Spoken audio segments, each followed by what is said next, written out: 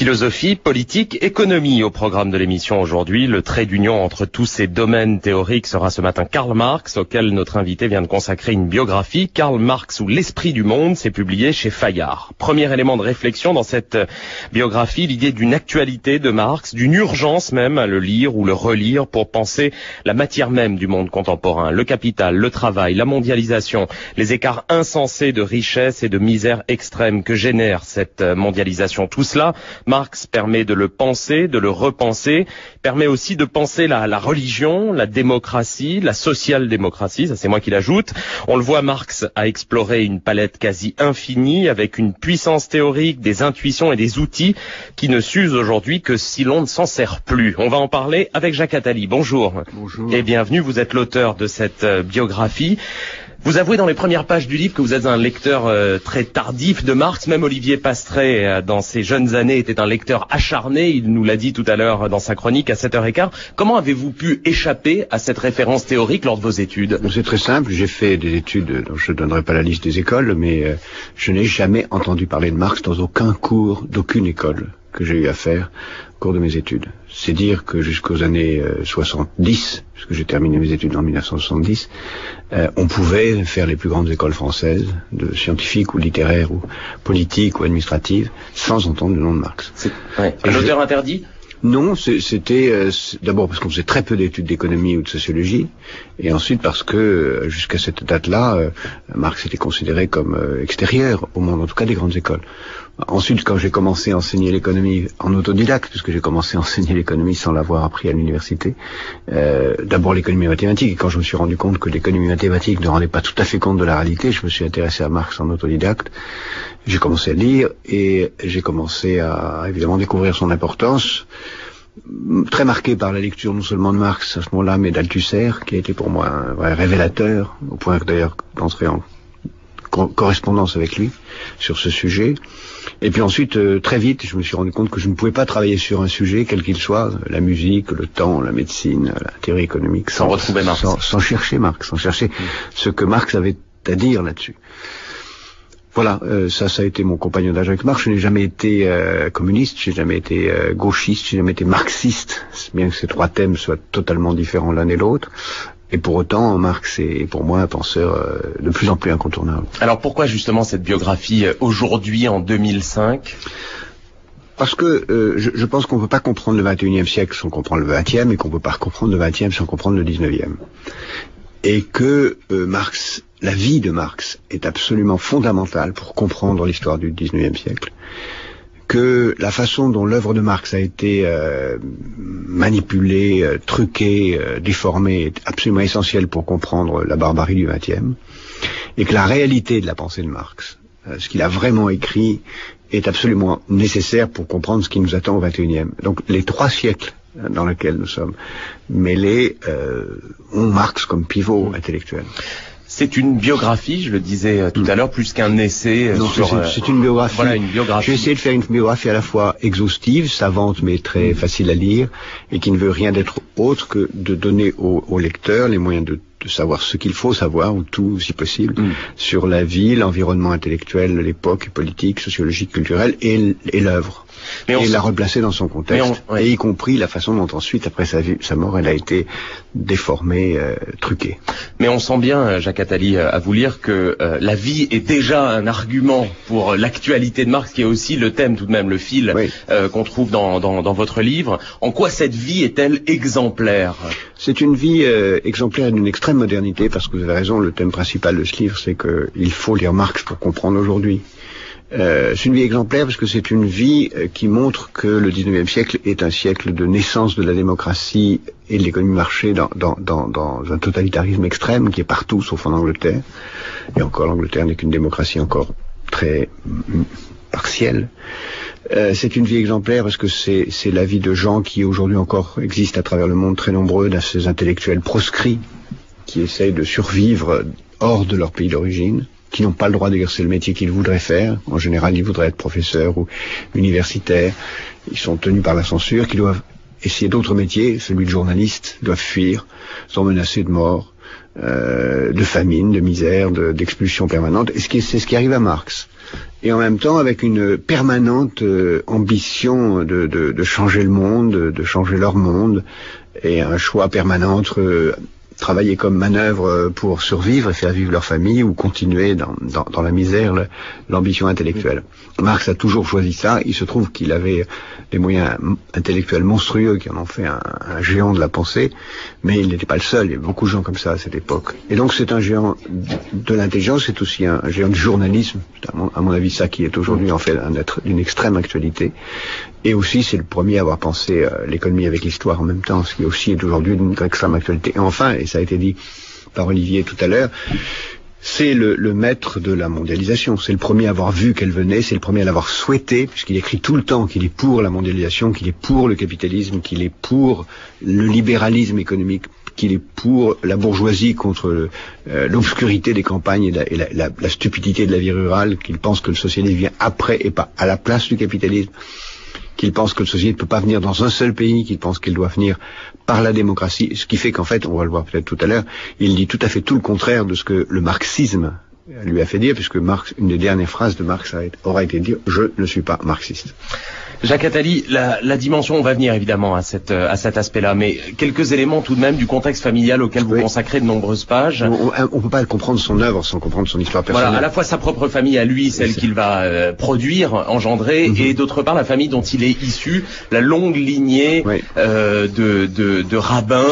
C'est un juif d'origine italienne, qui vient d'Italie et monte vers le nord, comme c'était très fréquent au XVIe, XVIIe siècle, qui s'installe à la frontière franco-allemande d'aujourd'hui, à la frontière du côté de Strasbourg, et qui donne, par son père et sa mère, deux grandes familles de rabbins. Alors, à cette époque, on est rabbin et autre chose, on n'est jamais que rabbin, donc ils sont rabbins et médecins, rabbins et tisserands, rabbins et tas de choses.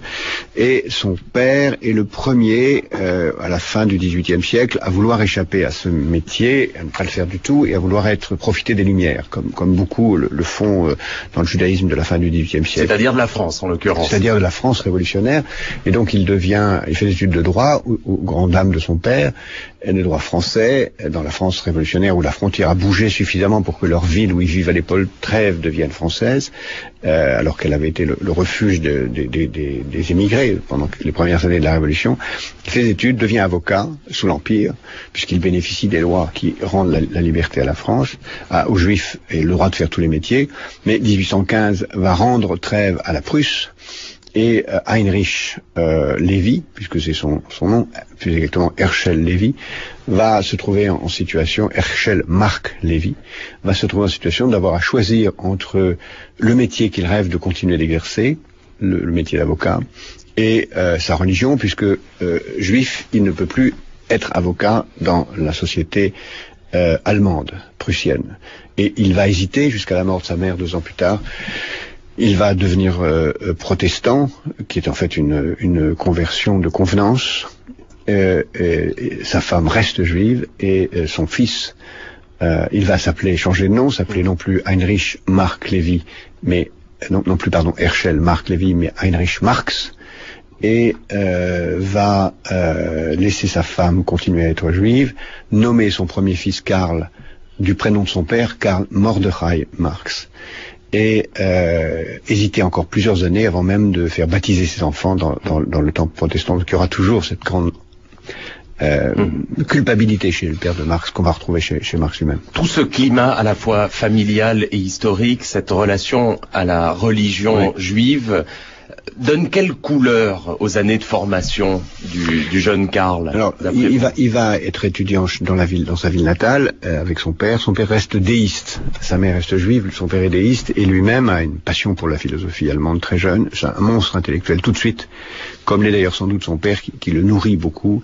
et comme l'est un ami de la famille, qui est le père d'une jeune fille qui a 4 ans de plus que lui, et qui est aussi un homme extrêmement cultivé, qui est le plus grand bourgeois de la ville, le baron von Westphalen, l'homme qui dirige la région au nom des Prussiens et qui lui apprend la culture anglaise. Donc il va apprendre la culture française par son père et la culture anglaise par son futur beau-père, puisqu'il va épouser la fille d'un noble protestant, quelques années plus tard, qui est son amour d'enfance. Ils se sont connus, il avait 8 ans, elle en avait 12. Et donc son enfance est extraordinairement intellectuelle, il apprend Shakespeare comme il apprend les Voltaire, Diderot qui va rester un penseur fondamental pour lui, et il entretient avec son père une correspondance dont on a trouvé quelques lettres absolument extraordinaires sur cette extraordinaire volonté de culture qu'il a. Alors son père rêve de faire de lui un prof de droit, lui veut d'être professeur de philosophie, il s'affronte immédiatement à Hegel, c'est-à-dire à l'État.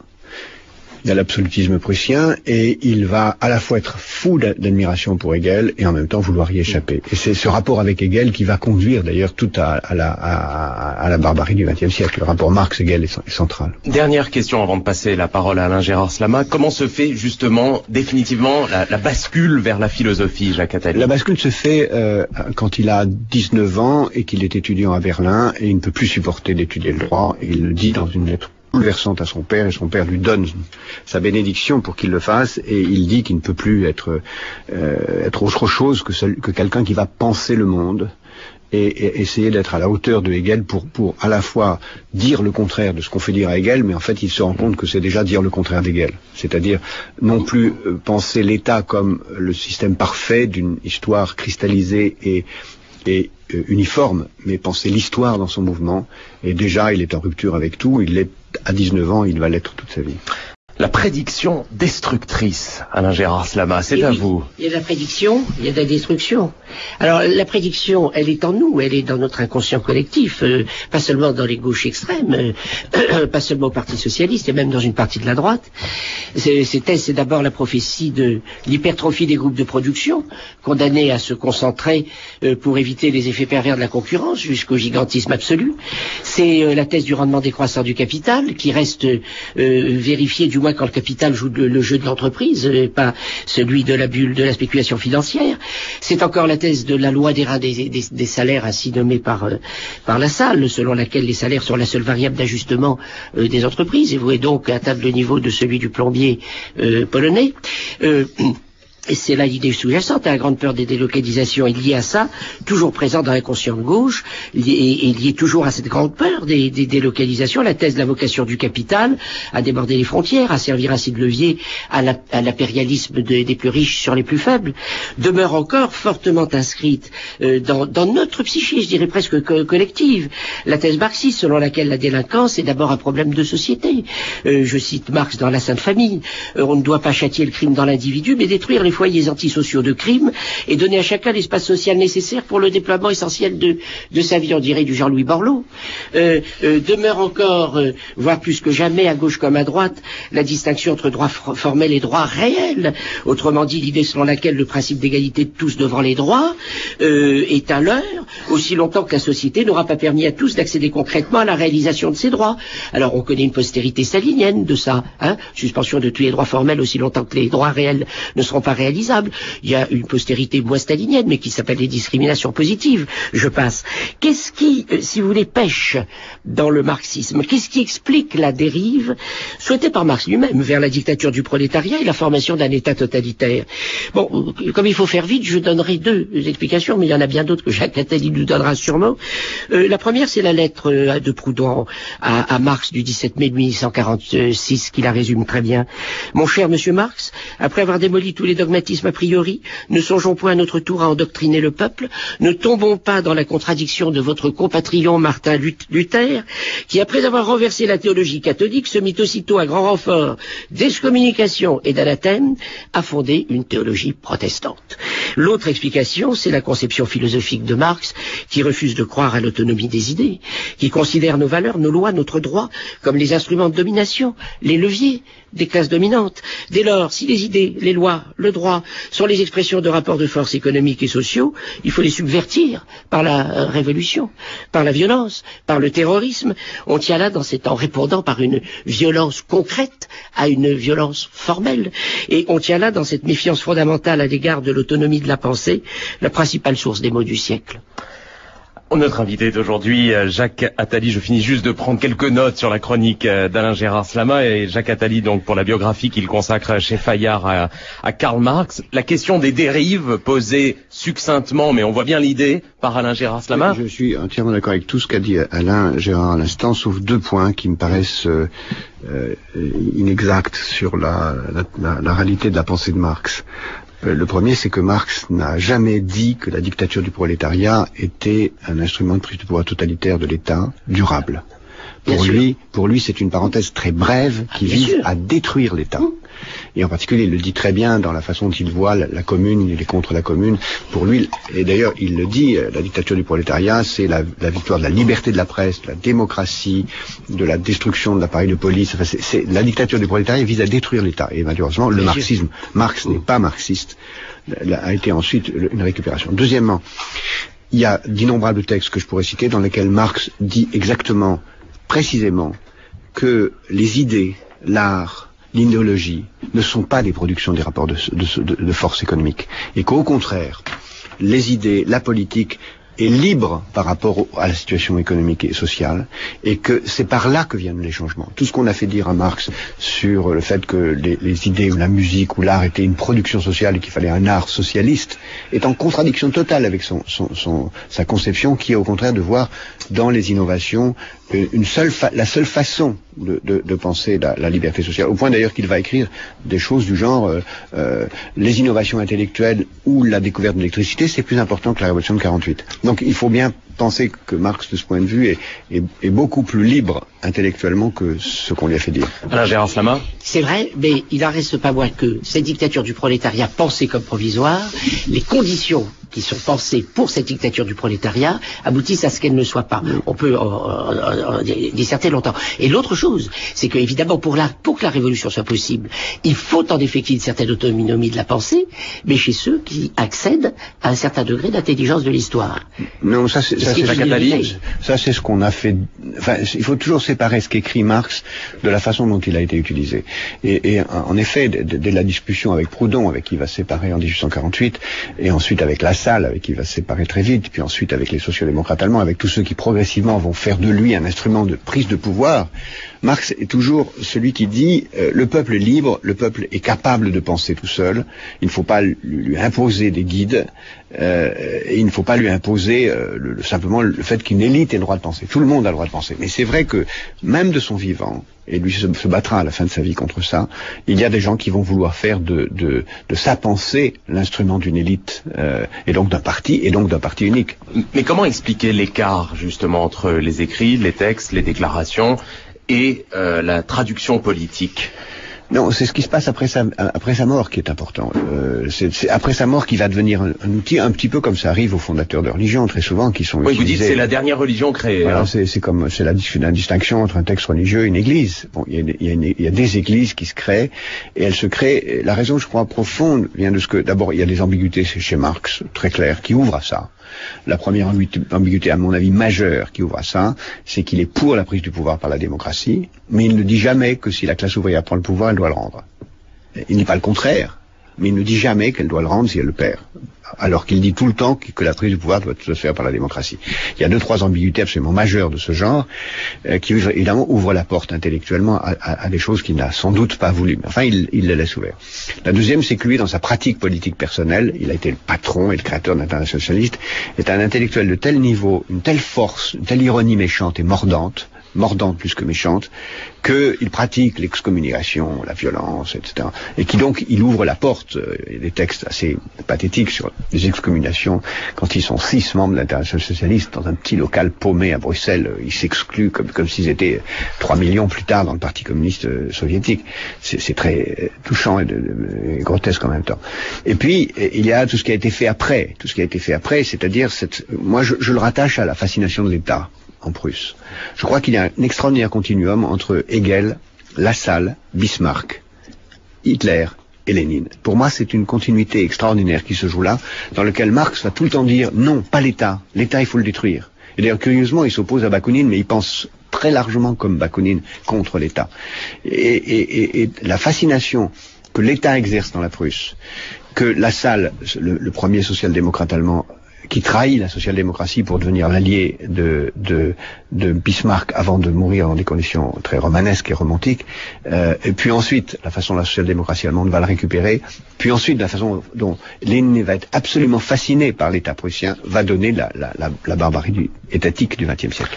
A tout de suite, Jacques Attali. On vous retrouve dans quelques minutes après le journal de 8 heures sur France Culture. Il vous est présenté par Cécile de Kervasdouet. Je vous laisse avec Nicolas Demorand. Merci Cécile de Kervasdouet. On vous retrouve à 9h pour le prochain journal. Dans quelques instants, suite de notre entretien avec Jacques Attali. Karl Marx ou l'esprit du monde, c'est le titre de la biographie de Marx qu'il publie chez Fayard. Mais tout de suite à 8h16, la chronique internationale d'Alexandre Adler. Vous revenez, Alexandre, aujourd'hui sur l'assassinat de Georges Aoui, l'ancien dirigeant du Parti communiste libanais. Il est 8h20, suite maintenant de notre entretien avec Jacques Attali. On parle de Karl Marx. Karl Marx ou l'esprit du monde, c'est le titre de la biographie que vous publiez chez Fayard. Un mot peut-être du motif, du thème de l'argent, à la fois comme réalité biographique, je dirais, pour Marx, mais aussi évidemment comme réalité conceptuelle. Alors, partons déjà d'une relation à l'argent telle que vous la décrivez dans ce livre. Comment la décrire exactement? D'abord, il est d'une famille bourgeoise assez riche, mais sans plus, moyennement riche, qui va tomber un peu dans la misère quand son père va mourir, donc il va avoir une relation qui va changer, et dès son enfance, avant la mort de son père meurt quand il a 18 ans, il a la relation un peu classique de l'enfant de bonne famille envoyé faire des études au loin, dont le père se plaint de ce qu'il dépense trop d'argent. Et son père lui dit cette phrase extraordinaire: tu as une relation aristocratique avec l'argent, ce qui veut dire tu le dépenses, mais c'est pas quelque chose dont on parle. Et Marx n'aime pas l'argent, il va en manquer toute sa vie. Il va vraiment souffrir beaucoup. On a beaucoup raconté que Engels l'a financé. En fait, son ami Engels, qui est un fils de grand bourgeois du textile anglais et allemand, le finance un peu, assez chichement, en comptant, en demandant des comptes en permanence. Et lui-même va vivre essentiellement de sa plume comme journaliste, pas comme écrivain, parce que ses livres ne lui rapportent pas rien. Donc il y a une sorte de haine de l'argent. Il va dire d'ailleurs que le manque d'argent le rend malade. L'argent va faire que plusieurs de ses enfants vont mourir de misère. Et il va écrire que le capital ne lui aura pas rapporté le prix que lui auront coûté le tabac qu'il aura dépensé pour le faire. Donc sa conception de l'argent est quelque chose d'à la fois nécessaire et fondamental comme instrument de survie. Et il va passer toute sa vie à essayer de comprendre le rôle de l'argent dans la société, pour en voir l'aspect à la fois prégnant dans sa propre vie et absolument écrasant dans la société de l'argent qui est en train de naître, pour définir justement le socialisme, non pas comme le partage de la rareté des biens qu'on peut obtenir avec l'argent, mais comme la sortie du règne de l'argent, comme une société de la gratuité, de la fraternité, de la non-marchandise. Thèse qui doit vous plaire, entre parenthèses. Ce qui me convient assez, comme une définition assez finale de la société communiste, en tout cas de l'utopie. Moi, j'ai écrit aussi sur la fraternité, indépendamment de ça. Et il y a aussi d'autres relations avec lui qui sont très intéressantes entre sa vie et son œuvre. Par exemple, il va définir sa conception de l'aliénation comme n'étant pas seulement le fait que le capital possède le produit du travail, mais en partant d'une conception philosophique qui est nous sommes aliénés à partir du moment où quelque chose qu'on a fait nous échappe pour entrer dans le monde. Et il va avoir lui-même dans sa vie cette propre attitude, puisqu'en permanence il aura un mal fou à se séparer de ses textes. Comme journaliste, il écrit très vite et il sépare ses textes, et ses plus grands textes sont d'ailleurs des textes de journaliste, y compris le manifeste, qui est un texte écrit en moins d'une semaine à 29 ans et qui aura le sort qu'on connaît. Mais pour ses livres théoriques, il est, comme dans la conception théorique de l'aliénation, quelque chose dont il ne peut pas se séparer. Et donc, dans ce couple entre l'aliénation et l'argent, qui est à la fois vécu par Marx dans sa vie et qui sent au cœur de sa pensée théorique, il y a cette nécessité pour le biographe de comprendre la vie pour faire comprendre l'œuvre. Comment décrire justement ce concept cardinal, Jacques Attali, de l'aliénation? L'aliénation pour Marx est définie à partir de la conception de l'aliénation de Hegel et trouve son meilleure expression dans un livre de jeunesse qui s'appelle L'idéologie allemande, dans lequel il exprime que l'aliénation a plusieurs niveaux. Il y a cette première aliénation qui est le fait que l'objet échappe à celui qui l'a produit, qui est pour lui la part fondamentale de l'aliénation. Il y a une deuxième dimension de l'aliénation qui est le fait que nous sommes tous dominé par la marchandise, ce qu'il va appeler plus tard le fétichisme de la marchandise, c'est le fait que nous sommes pris dans une société où nous sommes aliénés par l'argent, par la consommation, par cette domination, le fait qu'on est donc obligé de consommer ce que font les autres. Et puis la troisième aliénation, c'est celle qui va devenir l'exploitation, c'est-à-dire le fait que le travail, la richesse réellement produite par celui qui l'a produit va devenir une plus-value qui va appartenir à quelqu'un qui a le pouvoir de le récupérer. C'est ce qui deviendra plus tard, parce que entre le moment où il analyse l'aliénation et le moment où il met en forme son concept de plus-value et d'extorsion, il se passe plus de 25 ans. La possibilité politique de sortir de cette aliénation, comment se formule-t-elle ? Pour lui, elle se formule dans la société communiste qu'il voit pendant très très longtemps. Elle passe par le progrès technique, elle passe d'abord par la victoire du capitalisme sur les sociétés préalables, elle passe par la victoire de la ville sur la campagne, et c'est pour ça que Marx décrit très peu la société communiste. Il la voit comme une société où chacun pourra faire ce qu'il veut, pourra travailler à sa guise à tous les métiers, sans spécialisation, la négation de la spécialisation du travail, une société qui ne sera pas de marché, mais où chacun échangera les biens parce qu'on trouvera du plaisir à rendre service et à faire pour les autres. Mais il le voit pendant très très très longtemps. C'est pour ça que chaque fois qu'il a l'occasion, il est partisan de l'extension du capital, de l'extension du libéralisme.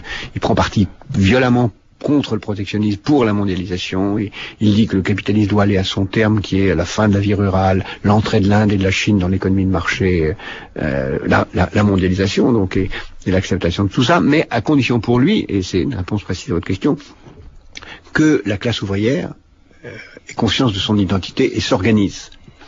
Et c'est sans doute, à mon avis, la principale, je dirais l'erreur majeure qu'il a faite, pour moi, c'est celle de croire que la généralisation de l'économie de marché et de la démocratie n'allait pas entraîner une victoire de l'individualisme.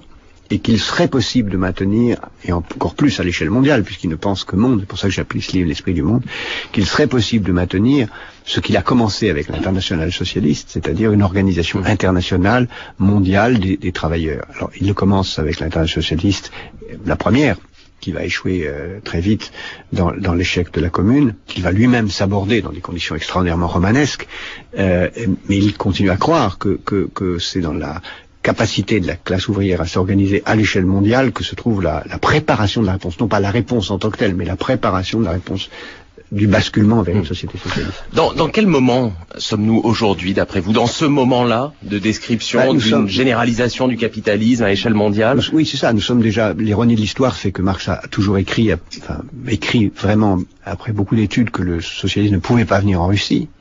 Après, il a une fois dit qu'il pouvait venir en Russie dans une de ses lettres, mais en disant tout de suite dans la même lettre que s'il venait en Russie, il ne pourrait tenir en Russie que s'il était immédiatement mondial. Et donc la fin de l'Union soviétique a ouvert les vannes de ce que Marx espérait, c'est-à-dire la généralisation de l'économie de marché et de la démocratie, qui sont encore une fois les conditions préalables. Donc c'est pour ça que, ironiquement, c'est la fin du marxisme qui donne son actualité à Marx. C'est la fin du marxisme politique, évidemment de ces traductions dans des sociétés concrètes, qui donne son actualité au sens où ça crée les conditions d'un marché mondial, d'un désordre, d'un chaos extraordinaire de la mondialisation, par la liberté totale qu'elle ouvre, tout en pouvant créer soit les conditions d'un repli nationaliste par refus de ce chaos, et on le voit, le victoire du non, c'est ça, c'est la peur de cette mondialisation que Marx aurait souhaité. Enfin, il y a un texte de lui, un discours de Bruxelles en 48, qui est de janvier 48, extraordinaire, qui pourrait être dit aujourd'hui sur la nécessité d'aller vers la mondialisation pour se libérer de toutes les contraintes.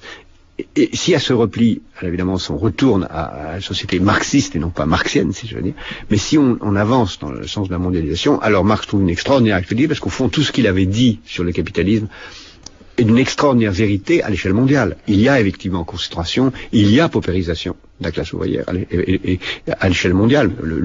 Je trouve que c'est la chose dont je m'occupe la vie concrète le plus aujourd'hui. La pauvreté augmente dans le monde, exactement comme Marx l'avait prévu. Il y a concentration du capital, il y a délocalisation, il y a ajustement par la variable du travail, comme le disait Georges tout à l'heure. Et il n'y a pas de perspective politique, en revanche. Il n'y a pas de perspective politique parce que l'internationale socialiste existe. Mais l'internationale socialiste n'a pas la force qu'il voyait, lui, puisqu'il ne voyait pas la distinction entre syndicats et partis, même si elle commençait évidemment à être très nette. Et c'est comme ça que d'ailleurs s'est rompue la première internationale socialiste. C'est la rupture entre le syndicalisme anglais, qui est à l'origine d'ailleurs de la première internationale, et lui, qui voulait plutôt en faire un organisme politique, mais en même temps, et tout ça n'existe pas. Donc il y a le désordre sans l'instrument de la reconquête. Ça veut dire qu'il y a de la place encore pour de la politique malgré tout? Ouais, il y a plus que jamais la place pour la politique. C'est pour ça que l'échec de la Constitution européenne est très intéressant de ce point de vue, parce que la Constitution européenne est clairement marxienne, au sens où elle constitue un début d'une étape d'une architecture planétaire qu'il aurait certainement souhaité, enfin qu'il écrit tout le temps, puisqu'il ne peut y avoir d'esprit du monde que dans une lutte mondiale et donc dans une création de représentation mondiale. Et l'Europe est évidemment de ce point de vue à la fois une étape et un échantillon. Alain le disait bien tout à l'heure, c'est dans cette lutte entre le capital et le travail, et donc dans cette organisation du capital et du travail que se situe la possibilité de restructurer la mondialisation qu'il décrit. C'est ça qui se passe avec. Une question d'Olivier Pastré qui va mettre son micro devant lui, voilà. Parce qu'il est très sage. Non, pour qu'on vous entende, Olivier. Tu disais que tu avais découvert Marx en tant qu'autodidacte parce qu'il n'était pas enseigné. Aujourd'hui non plus, il n'est pas enseigné. Comment expliquer qu'aujourd'hui, et alors qu'on sent que ce ne serait pas inutile au niveau de la capacité d'analyse, il est repasser à la trappe. Et puis deuxième question qui est assez différente mais par rapport à ce que tu dis tout à l'heure, qu'est-ce qu'aurait pensé Marx de la microfinance? Je rappelle que c'est un sujet... C'est le tutoiement œcuménique des économistes, qu'on voyait déjà à l'œuvre avec Jean-Paul Fitoussi lundi dernier. Jacques Attali. Dans la vie, je tutoie beaucoup de gens qui sont autour de cette table, donc on aura du mal à éviter de faire ça autrement autour du micro. Oui, on n'enseigne plus Marx parce qu'on a enseigné souvent le marxisme. Or, il y a évidemment, et puis parce que l'économie est devenue ultra mathématique, même si Marx lui-même avait une passion pour les mathématiques et a cherché une voie de mathématisation de sa propre pensée, qui est d'ailleurs passionnante, absolument fascinante. Je pense que il y a eu un écœurement de l'excès du marxisme. Mais aujourd'hui, il y a de très grands économistes marxiens, pas marxistes, qui sont, je pense en particulier à Michel Aglietta, qui est un des plus grands économistes mondiaux aujourd'hui dans sa théorisation de la société et de la monnaie, qui sont aujourd'hui qui sont enseignés et méritent d'aller plus encore. Aux États-Unis d'ailleurs, il est frappant de voir que dans les universités américaines, on enseigne énormément Marx.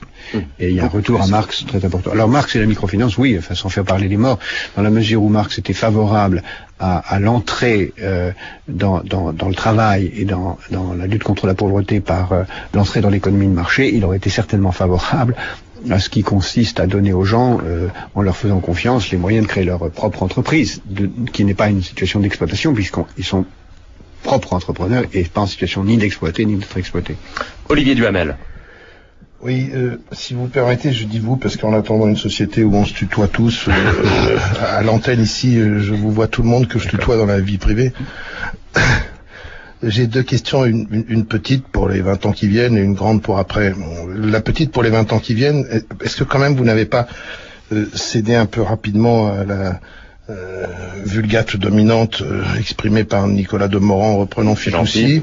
Je parle pas de vous, je parle de ce que vous avez dit sur le fait que... C'est gentil. C'est pas une question de gentil ou pas. Mais elle n'est pas si dominante que ça, cette vulgate. Mais posez votre question, Olivier. Si vous me laissez le faire, je vais pouvoir expliquer de quoi il s'agit. Oui. Alors arrêtez les incises. C'est pas une incise, c'est le cœur du problème. Alors posez la question. Est-ce que oui ou non, le socialisme a cédé à rallier le libéralisme? Moi, je pense que oui dans un certain sens et non dans l'autre. Et ce qui est intéressant, c'est le non dans l'autre.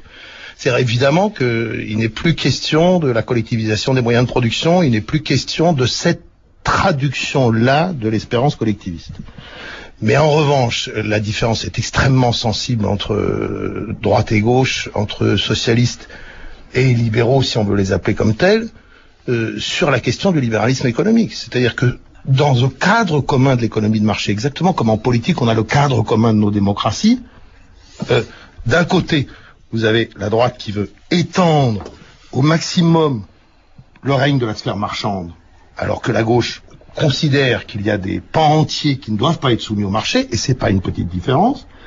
Et il y en a une deuxième, qui est que dans cela même qui est dans la sphère marchande, la droite veut systématiquement le moins de règles possibles, et la gauche veut réguler cette sphère marchande. Donc est-ce que quand même on ne doit pas refuser l'amalgame fait par Fitoussi de Morand & Co, droite et gauche c'est pareil, puisque vous êtes pour le libéralisme, avec ces deux différences colossales. C'était la formule de Jospin, l'économie de marché oui, la société de marché non. On a vu ce que ça a donné. Mais ça n'a rien à voir, ça, ce que ça a donné. On parle de la différence de principe. Après, la mise en œuvre, c'est autre chose. Arrêtez vos incises. Donc, il y a l'étendue de la sphère marchande, et dans la sphère marchande elle-même, l'étendue de la régulation. Parce que ce sont quand même pas deux grosses différences. C'est la question. J'ai écrit un livre entier sur cette question. Alors, je vais du mal à répondre en 2 secondes, mais je répondrai oui, bien sûr, il y a une différence majeure. D'abord, je refuserais qu'on laisse le mot libéralisme à la droite. Le libéralisme est une idée de gauche. Et ce n'est pas une idée de droite. Le marché peut être incarné, ou l'individualisme est une idée de droite. Absolument. Je corrige ma question comme ça, parce que je suis 100 fois d'accord. D'accord. Donc je dirais l'individualisme est à droite et le libéralisme est à gauche. Premièrement. Deuxièmement, je pense qu'en effet, pour les 20 ans qui viennent, la grande question qui se pose, c'est l'équilibre entre marché et démocratie. Le marché, la droite a vocation à le faire triompher partout, et donc à détruire la démocratie, puisque le marché, dans l'espace actuel, a vocation à détruire la démocratie, puisque le marché est sans frontières, la démocratie a des frontières, la démocratie a des compétences que le marché est en train de gagner. Donc toute la question gauche-droite aujourd'hui, c'est l'équilibre, non pas la victoire écrasante de la démocratie sur le marché, mais l'équilibre à maintenir entre démocratie et marché. Et c'est pour ça d'ailleurs que l'Europe est très importante, c'est parce qu'à l'échelle de l'Europe, il n'y a qu'un marché et il n'y a pas de démocratie, et que la victoire aujourd'hui de l'économie de marché sans contrepoids démocratique, c'est la victoire de l'individualisme, donc de la droite. Et la gauche d'aujourd'hui, c'est celle qui veut maintenir, renforcer, faire conquérir des pans à la démocratie. Mais je pense que même dans les 20 ans qui viennent, il y a des pans nouveaux à ouvrir qui permettront d'aller plus loin dans ce que pourrait être une idée de la gauche, qui ne sera pas simplement ce maintien de l'équilibre entre démocratie et marché, qui sont premièrement la gratuité, étendre le champ de la gratuité. Et pas seulement le champ de la gratuité au sens des services publics, mais au sens d'un très grand nombre de dimensions. Deuxièmement, par exemple, moi je suis favorable à l'extension de la gratuité dans l'usage des transports, dans l'usage des très grand nombre de services publics. Je trouve scandaleux que les pompes funèbres ne soient pas des services publics. Je pense qu'il y a des très très grands domaines dans lesquels... À long terme, nous serons tous morts. Oui, mais... J'ai appris ça hier. Keynes. Non, c'était avant-hier, Olivier. Oui, c'est ça. Je vois que France Culture... Ah bah oui, tient son rang. Hein. Voilà. Et plus loin encore, je pense qu'il y a tout un champ que les nouvelles technologies font entrer dans la gratuité, que la radio en est d'ailleurs un exemple. Hein. Nous sommes dans cette situation majeure de donner des informations, c'est-à-dire de donner quelque chose sans le perdre, ce qui est totalement subversif par rapport à l'économie de marché, puisque dans l'économie de marché, qui est l'économie de la rareté, quand je donne quelque chose, je l'ai plus, alors que dans l'économie de l'information, je donne quelque chose et je l'ai encore. Donc il y a une révolution qui est en train d'apparaître autour de la gratuité. Le deuxième thème, c'est la responsabilité.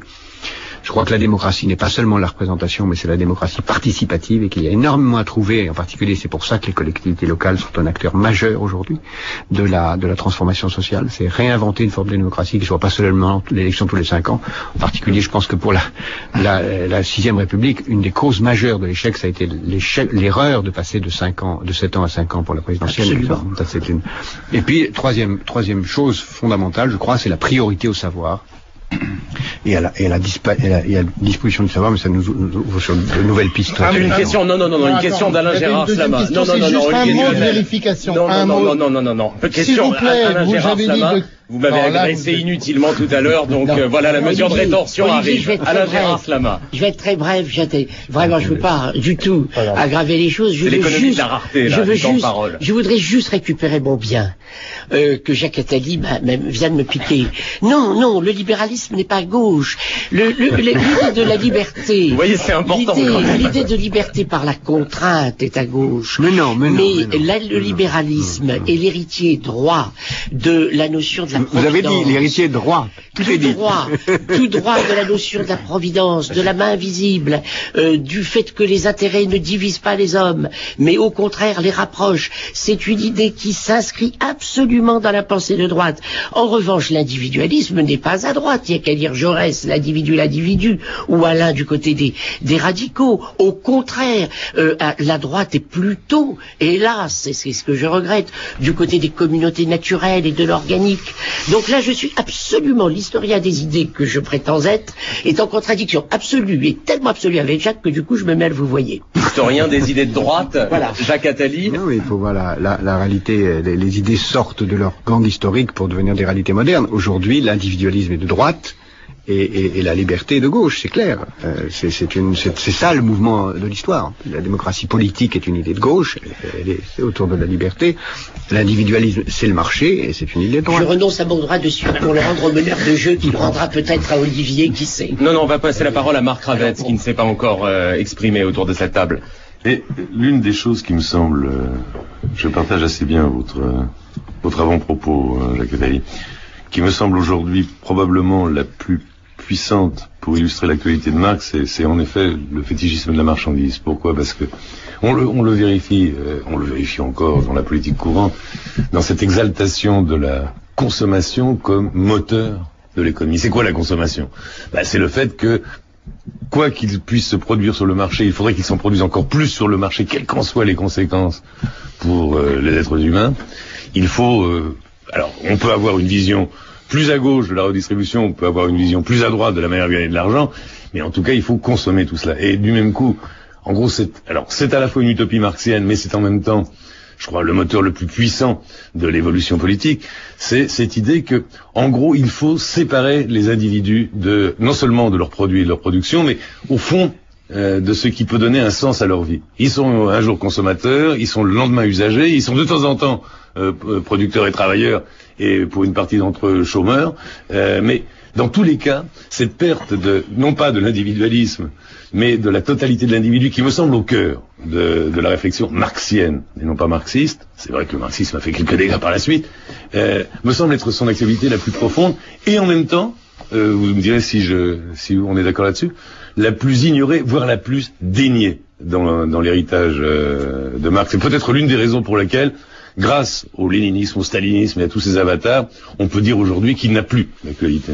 Jacques Attali. C'est tout à fait ça. Il y a des pages majeures de Marx dans l'idéologie allemande sur ce sujet, qui sont d'une actualité extraordinaire sur l'importance de la drogue de la consommation et le fait que les exploités sont en situation de s'aliéner l'un l'autre, puisqu'ils se vendent et s'échangent les produits de la consommation, et que l'échange est en permanence croissant parce que tout passe de plus en plus par la marchandise et que c'est une aliénation fondatrice. Et le drame a voulu que le communisme plus exactement, arrivant trop tôt dans des sociétés de rareté, l'obsession de la croissance, et donc de la croissance marchande, a donné une alliance a fait de la société socialiste une société du fétichisme de la marchandise. Et donc c'est en ça que le marxisme a été un désastre par rapport même à la pensée de Marx, une caricature totale, enfin une négation de Marx. Et de ce point de vue, c'est pour ça qu'il y a une très grande cohérence vous avez tout à fait raison d'insister là-dessus, je le disais tout à l'heure, aussi d'une autre façon, dans la pensée de Marx, quand il dit il faut sortir de la marchandise, pour sortir de la marchandise, c'est restaurer l'unité de l'homme. Et cette unité, c'est dire qu'on peut être en permanence producteur, consommateur, mais travailleur de toutes sortes, et être ce que lui essaye d'être d'ailleurs dans sa vie. Intellectuel, homme d'action, journaliste, philosophe, tout à la fois. Et la société idéale pour lui, c'est une société de l'homme réconcilié avec lui-même, qui échappe à cette... Je vais juste donner un exemple dans l'actualité qui me paraît très frappant.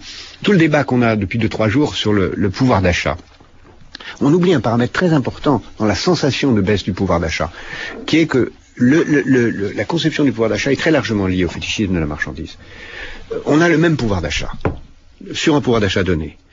On a la sensation de baisse parce qu'on essaye de mettre dans le même pouvoir d'achat de plus en plus d'objets qui viennent s'entasser. Et on peut plus vivre sans un téléphone portable, sans un magnétoscope qui n'existait pas avant. Mais pourtant, on a le même pouvoir d'achat. Et cet entassement d'un nombre croissant d'objets dans un même pouvoir d'achat est un facteur de perception de la baisse du pouvoir d'achat. Rien que le mot pouvoir d'achat. Voilà.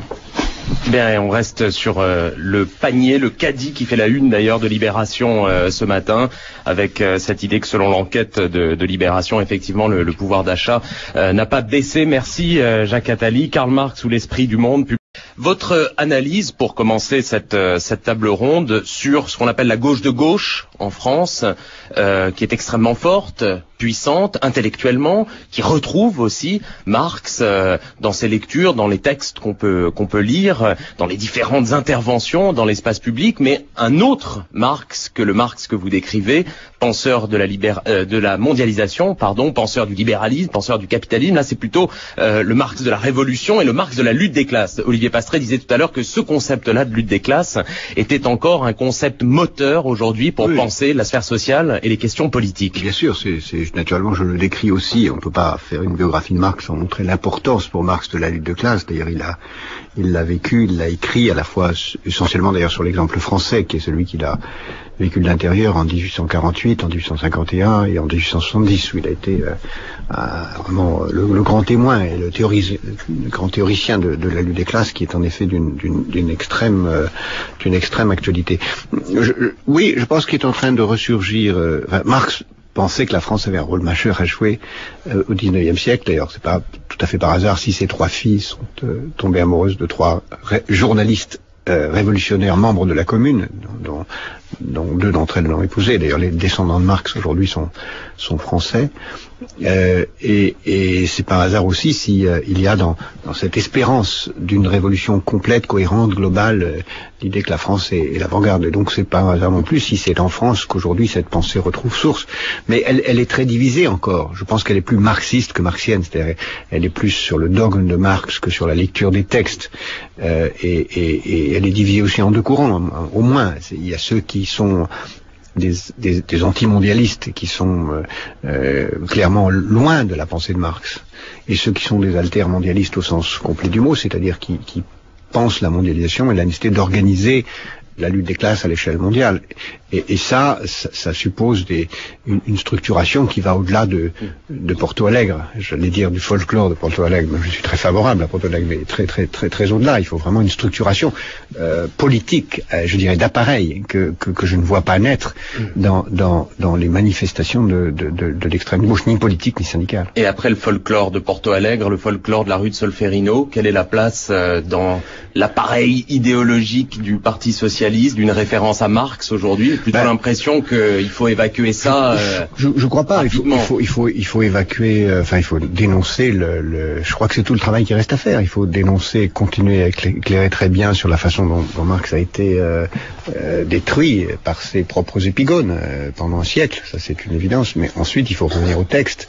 Et les textes montrent, quand on les lit, qu'on peut être fier de Marx quand on est social-démocrate, puisqu'il est partisan de la démocratie et de la mondialisation, même s'il est, et ce qui est, je crois, la tendance forte devrait être de la social-démocratie, partisan d'une société utopique qui va au-delà de la simple gestion de la société d'aujourd'hui.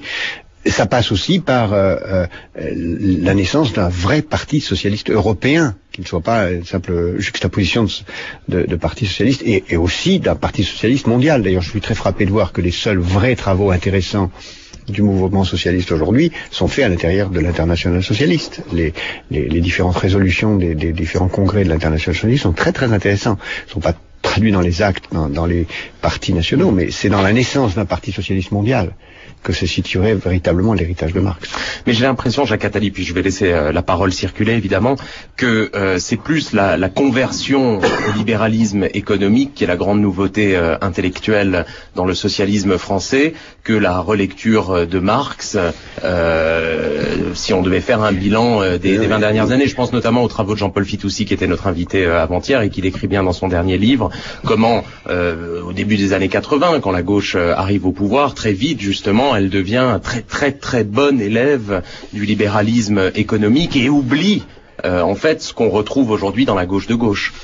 Je crois qu'il ne faut pas mélanger les choses. Il ne faut pas mélanger l'analyse de la société et le fait que le socialisme en tant que autre société que la société de marché ne peut venir qu'après le capitalisme et la gestion de ce capitalisme. Nous sommes historiquement nés et nous mourrons à l'intérieur du capitalisme. Notre rôle est d'aider à ce que ce capitalisme soit le plus vite possible mondial et le plus vite possible débouche sur une autre société planétaire, non marchande. Notre rôle est aussi, en tant qu'intellectuel et homme d'action, et c'est le rôle du Parti socialiste dans l'action, de rendre ce capitalisme aussi supportable que possible pour préparer les conditions de sa disparition. Voilà, je crois, la façon dont on peut le résumer. Mais seulement les préparer. Et de ce point de vue, je suis tout à fait en désaccord avec ce que Jean-Paul écrivait dans son livre quant à la façon dont il lit l'histoire que j'ai vécue de l'intérieur. Et c'est rude, hein, ce qu'il écrit sur le moment 83. On y reviendra peut-être. Alain Gérard Slama. Oui, Jacques Attali a employé le mot utopie. Il avait donné comme sous-titre à son livre Karl Marx ou l'esprit du monde. Et je voudrais lui demander si au fond, l'utopie de Marx, cette notion d'un capitalisme planétaire, au fond débarrassé de l'esprit marchand, ça n'est pas une idéologie de l'absence de conflit. Si l'esprit du monde n'est pas l'autre nom d'un mythe, qui est le mythe de l'unité, et quand par exemple Marx disait « les classes tomberont aussi fatalement qu'elles ont surgi, et avec elles inévitablement tombe l'État », avec une formulation comme celle-là, on est en présence d'une utopie. Et cette utopie a été une des sources de l'esprit totalitaire. Car à la clé du totalitarisme, il y a le rêve de l'absence de conflit. Il y a le rêve, la mythologie de l'unité. Et ce mot de fraternité que Jacques Attali emploie, au fond, il a deux usages. L'un qui est chrétien, qui remonte à la tradition catholique, et c'est pour ça d'ailleurs que la République de la fraternité n'a jamais su vraiment que faire. Et puis il y a d'autres usages, qui est l'usage au fond jacobin de la nation en armes, de ce que Sartre appelait le groupe en fusion. Et là aussi nous retombons dans le mythe de l'unité. Jacques Attali. Voilà une question qui est en même temps une objection. Oui, mais il faut toujours séparer les textes de l'usage politique qu'on en a fait. Et encore une fois, la façon dont Lénine et surtout ensuite Staline, mais ça commence avec Engels, ont truqué les textes de Marx pour en faire des instruments de prise du pouvoir politique, naturellement, on fait qu'ils ont utilisé l'État, non pas la prise de l'État comme un moyen de détruire l'État, mais la prise de l'État comme une finalité en tant que telle, et on considérait que cette société devrait durer éternellement. Et pour Marx, l'idée, au contraire, que ce n'est que dans l'aboutissement très lointain d'une société qui serait planétaire, où le marché serait généralisé, etc., qu'on pourrait sortir de la société de marché dans une société qui serait non étatique et où chacun pourrait réaliser son épanouissement personnel. C'est très loin dans la pensée de Marx. Et ça ne l'empêche pas de penser que la social-démocratie doit d'abord protéger la liberté. D'ailleurs, c'est ce qu'il écrit dans les derniers textes politiques, en particulier la critique du programme de Gotha, où il est très hostile à l'ambition étatiste des sociaux-démocrates allemands. Il le dit d'ailleurs sans croire vraiment que ce qu'il dit va avoir la moindre importance. Mais je pense qu'il faut bien séparer, et c'est toujours l'ambition utopique très lointaine de Marx, de la façon dont ceux qui avaient besoin d'une doctrine pour fonder leur ambition purement personnelle de prise du pouvoir. C'est un petit peu comme ce qu'Olivier disait sur la prise de pouvoir d'une équipe à partir d'une doctrine dans la Constitution française. Il y avait une idéologie de la résistance qui a donné la Ve République, puis après il y a des gens qui n'en sont servis que pour garder le pouvoir. Toute proportion gardée, ça arrive tout le temps.